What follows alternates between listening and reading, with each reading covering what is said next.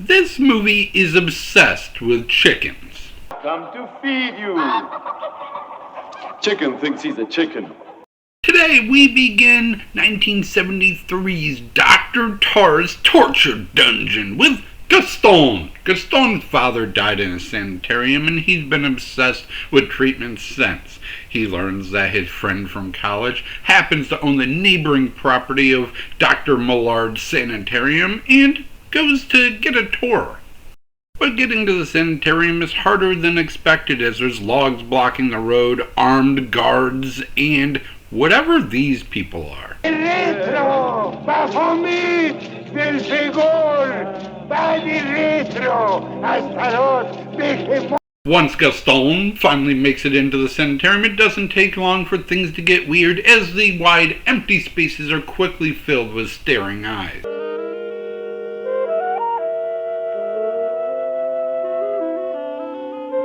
What kind of patients are at Dr. Maillard, you may ask? We have a guy who thinks he's a chicken, a starving man quoting Dante, and the dancing woman of Java. I've come to feed you. Chicken thinks he's a chicken. And doth cause such terror, and my feeble flesh doth waste by sin in it.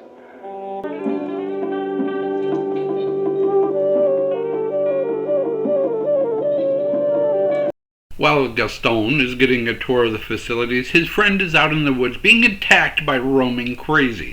This tour consists of everyday things, like people being used as horses to pull carts and Latin women being used to heat the facility.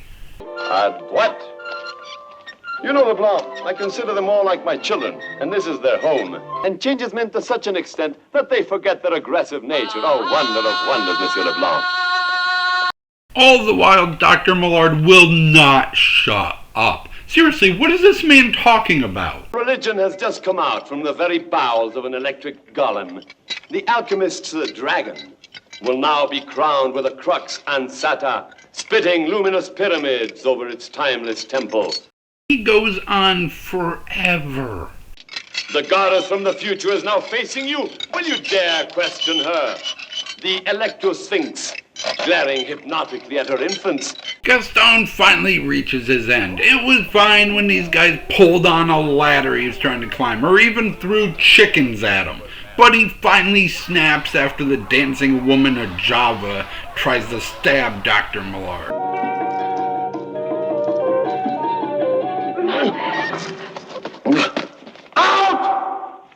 Gaston, tired of all these shenanigans and the non-stop ramblings of Maillard, snaps, calls Maillard a fraud, and goes back to his room. What can I do? Tonight in the garden. Please be there. Gaston. Gaston. This is a hallucination of Dr. Maillard's daughter. When Gaston questions Maillard about what the hell is going on, he says, "My daughter is not the innocent flower she pretends to be. She's actually a wild boar." Which explains why, when he finds her in the garden, she's served on a pile of fruit. She's an apple in her mouth away from being roasted like a stuck pig.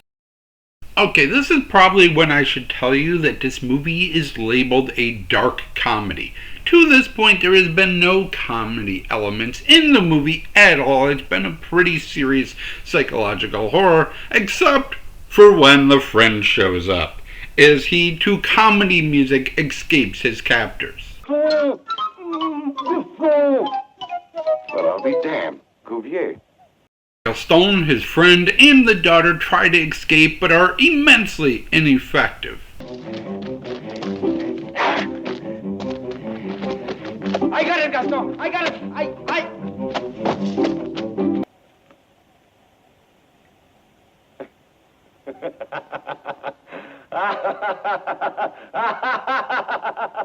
Gaston and the daughter brought in front of Maillard and a group of naked women, while the friend is thrown in a cage full of prisoners.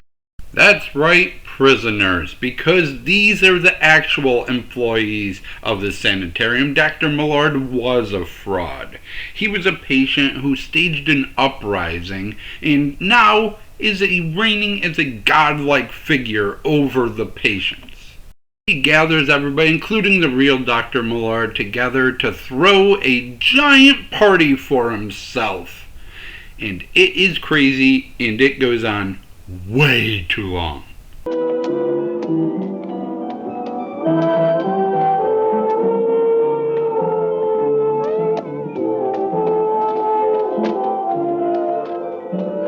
This scene is 17 minutes long, including multiple speeches and demonstrations. Or rather, criminal rebellion. Do you hear me? Rebellion! Yes, rebellion! Rebellion! Will the fake Dr. Maillard continue his reign over these patients as their king, nay, their god? Will he convince Gaston to join his forces? And what will befall his friend in the cell?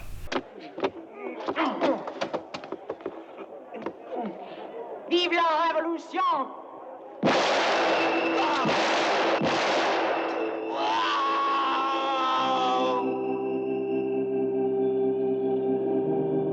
Yeah, some random crazy just shoots him while he's wielding a turtle as a weapon. That's a thing that happens. There's one thing we don't know about, though. Why is this movie called Dr. Tarr's Dungeon when it's about Dr. Maillard? And the new system is one of your own invention? Not altogether. Some portions of it are referable to Dr. Tarr, of whom you have necessarily heard.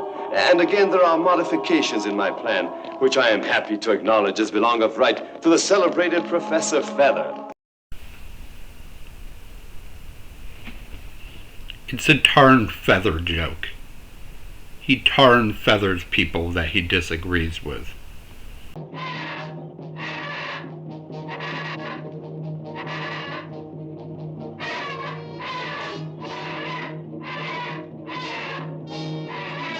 Overall, what a weird movie. Like I said, it labels itself as a dark comedy because the Edgar Allan Poe story did, but it's not. It's straight up horror, and it's weird. There's just so much going on, and when you get to the reveal, it's not much of a reveal because you know something's got to be going on. Like, this makes no sense. The soothing system? Yeah, let's use people as horses and put them in towers and have them build freaking electrical towers. It makes no sense. But that's because it's not supposed to make sense. It's supposed to be an allegory about the Mexican Revolution. That's right, this movie was directed by Juan Lopez Moctezuma, and he had a thing for making anti-government movies. Yeah, he was not happy with the way the lower class was treated in Mexico, and would secretly make movies like this to mock the government. Only criticism I had of this one is that the dinner scene at the end went on way too long, a 17-minute long scene, and that is because in the original text it's the only scene that really happens. Because he's having dinner and different employees will stand up and say, "Hey, do you believe we have this crazy patient who acts like a chicken?" And then he'll start acting like the chicken because he is the crazy patient. One of the unusual things about this movie is it was filmed entirely in Mexico by an almost entirely Mexican cast and crew, but was actually filmed in English and dubbed into Spanish later for Mexican audiences. This movie inspired Guillermo del Toro's Shape of Water, and Montezuma's other film, Lucardia, inspired Crimson Peak. Thank you for watching. As always, I shall try to do better next time, and here is a bonus clip from the movie. Oh. Put your gun down, Timothy. Welcome, Monsieur Cuvier. You damn fools. Why didn't you let Monsieur Cuvier's coach go through? I hope you gentlemen will overlook the rudeness of my guards. They're not accustomed to dealing with people of your rank. Again, the only comedy scenes are the ones with the friend in it. It makes no sense.